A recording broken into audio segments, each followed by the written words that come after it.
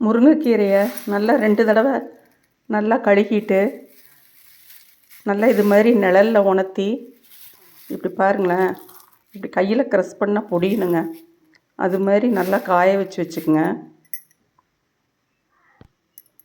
காஞ்ச முருங்கை இலையை ஒரு மிக்ஸி ஜாரில் மாற்றிட்டு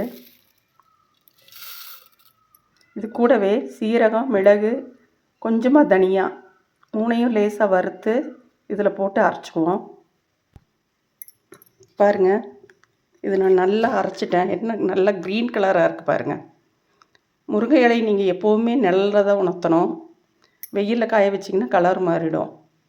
இது இப்போ சூப் போட்டுடலாம்.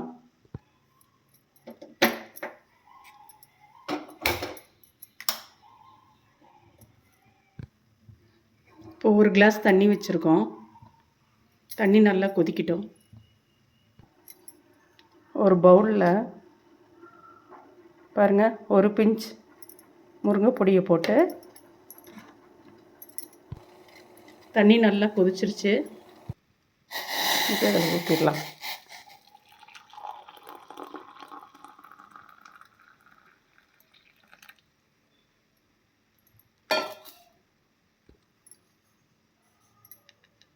கொஞ்சமாக சால்ட்டு, உங்களுக்கு தேவையான அளவு பெப்பர் போட்டுக்குங்க. அவ்வளோதான், முருங்கைக்கீரை சூப் ரெடி ஆகிடுச்சுங்க. இது நல்லா ஹீமோக்ளோபின் கிடைக்கும். நீங்களும் இதை ட்ரை பண்ணுங்கள். தேங்க்யூ.